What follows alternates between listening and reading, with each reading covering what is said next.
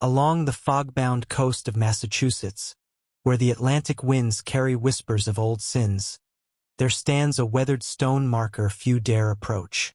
Fishermen cross themselves when their boats drift near, and even the boldest scholars avoid speaking openly of what it commemorates. The marker bears nothing but a date, 1687, and two names that once struck terror into every God-fearing colonist: Ezekiel and Judith Harrington. For nearly 20 years, these siblings built an empire on blood and fear, seizing the property of the condemned and growing rich from the cries of the innocent. Their power seemed untouchable until their secret union brought forth twin sons so grotesquely deformed that even hardened physicians fled in horror. Some whispered it was divine justice at last. What happened inside that isolated manor, where children with twisted bodies and brilliant minds plotted against their own parents, remained hidden beneath layers of fear and superstition, until the truth slowly began to surface. The Massachusetts Bay Colony of the 1660s was a land of hardship and suspicion. Small towns clung to rocky coasts and pine-shadowed fields, their people surviving on fishing, farming, and faith. In such places, fear of the devil spread faster than fire, and whispers of witchcraft could topple a life overnight. Ezekiel Harrington was 28 when he first saw the opportunity hidden in that fear. Tall, sharp-featured, and stern, he commanded attention the moment he entered a room. His sister Judith, 3 years younger, possessed the same angular beauty but wielded her power differently, through whispers, subtle doubts, and carefully chosen words. When their parents died in 1663, the siblings inherited little but debts and a modest farmhouse. Where others would have turned to labor, they saw a darker path. They had been taught to read and to calculate, and they understood the intricacies of property law, knowledge that could be twisted to their advantage. Communities had begun employing witchfinders, men who claimed to know Satan's servants and profited from the accused. Ezekiel and Judith stepped eagerly into that role. They studied a village before striking, identifying who owned land or wealth worth seizing. Then came the accusations, delivered with righteous conviction. Judith uncovered hidden marks on the body, often wounds she herself had inflicted in secret. Ezekiel testified with solemn authority, citing signs only he could interpret. Their first victim was Constance Fletcher, a widow who had inherited a valuable grain mill. Neighbors whispered about her success, and the Harringtons gave those whispers shape. On November 15, 1664, Constance was hanged as a witch. Her mill was divided between the town and the Harringtons, sealing their first triumph. From there, the pattern repeated.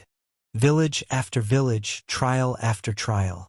Over 15 years, 57 innocents were condemned, their land and wealth flowing into the Harrington coffers. By 1675, Ezekiel and Judith commanded an empire worth more than £15,000, scattered across 9 communities. But with fortune came risk. Marriage to outsiders would expose their secrets. Death without heirs could dissolve their empire. So, with cold pragmatism, the siblings bound themselves in a union that was less a marriage than a pact of blood and silence. The Harringtons' secret marriage, performed by a bribed minister in 1675, was not born of love but of calculation. Their fortune was vast, their crimes well hidden, but only blood could be trusted to guard blood. On the winter solstice, they swore themselves to each other in a candlelit cellar, their vows a hollow echo of holy rites. When Judith became pregnant the following spring, they spared no expense. A skilled midwife was summoned from Boston, rare medicines imported, and 2 cradles of fine mahogany prepared for heirs who would inherit not only wealth, but the burden of secrecy. For months all seemed normal, but in the 7th month the midwife grew uneasy.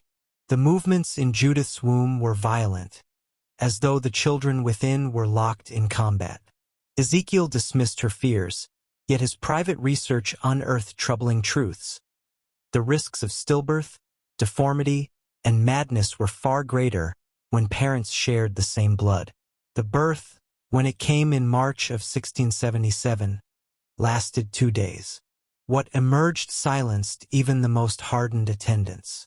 The twins bore twisted limbs, skulls marked by unnatural ridges, and strange bridges of flesh joining their bodies. Yet their eyes, wide and unblinking, held an intelligence that no newborn should possess. They were named Gabriel and Raphael, as if biblical names could shield them from whispers of divine punishment. And against all odds, they survived. By their first year, they displayed signs of uncanny awareness.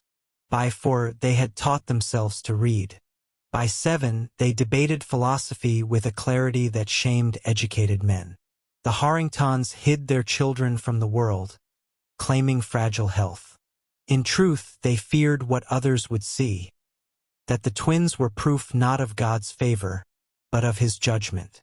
But secrecy bred its own danger, for in silence Gabriel and Raphael listened. They memorized every whispered plan, every ledger of stolen land, every detail of their parents' empire of blood. By 1685, the Harringtons' power stood at its height. Their fortunes spread across towns, their influence secured by bribes and secrets. Yet inside their manor, danger stirred not from without, but from within. Gabriel and Raphael, now 8 years old, had grown into something their parents never anticipated. Keen minds sharpened by captivity and a relentless hunger for truth. That summer, a young woman arrived at the manor seeking work.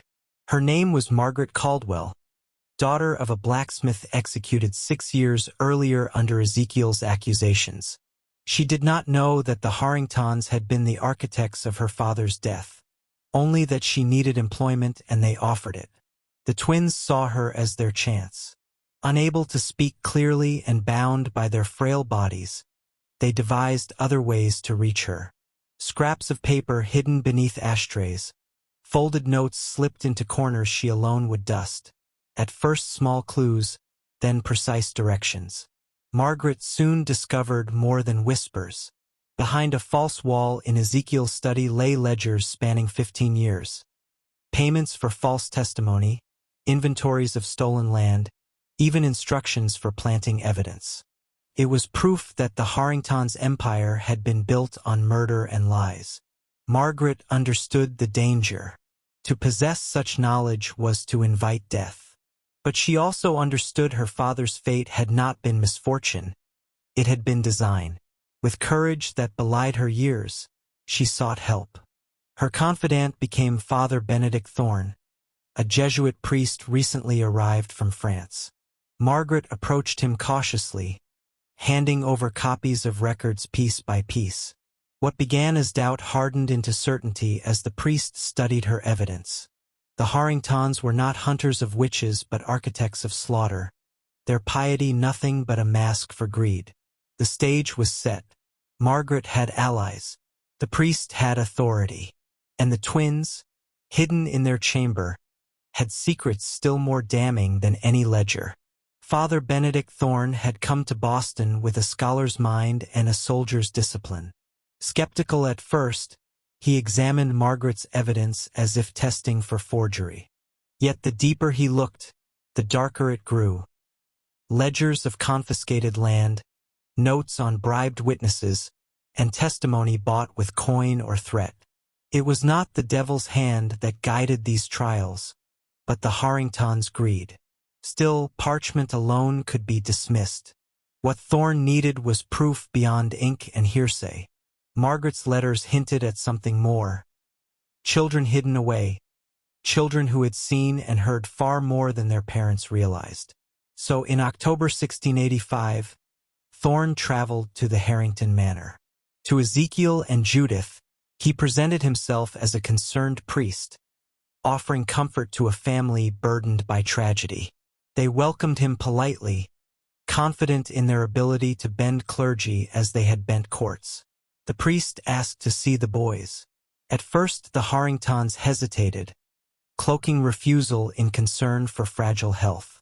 But to deny a priest outright risked suspicion, and so they relented. In the dim chamber where the twins lay, Thorn found not helpless invalids but sharp-eyed children who studied him with wary hope. Their bodies were twisted, their speech halting, yet their intelligence was unmistakable. Without words, they conveyed urgency. Gestures toward hidden pages, glances heavy with meaning. Thorn understood at once. These children were witnesses, not victims only. They had listened in silence for years, absorbing their parents' every scheme. When he left the manor, his manner was calm, even cordial. But within him was certainty.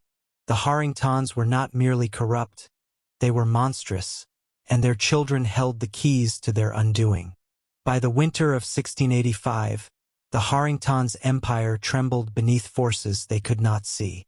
Father Thorn gathered testimony and allies in secret. Margaret smuggled out copies of incriminating ledgers. And in the manor's upper chambers, Gabriel and Raphael sharpened their minds into weapons.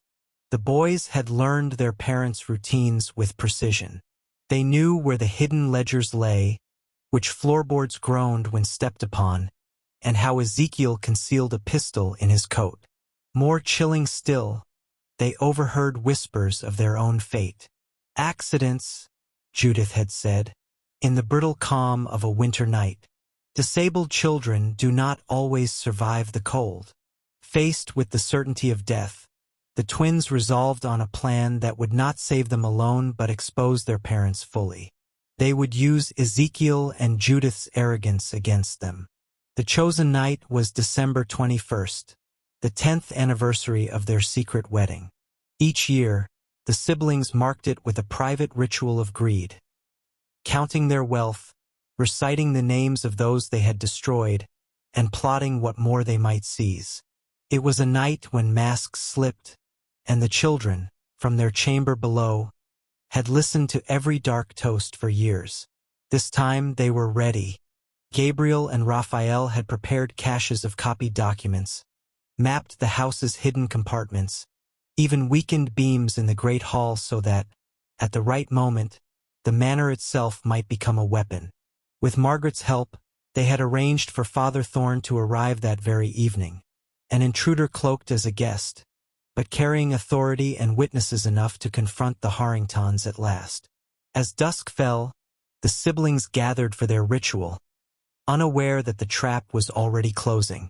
Above them the wind howled against the stone, rattling the shutters as though the sea itself sought to bear witness. The house was waiting, so were the children,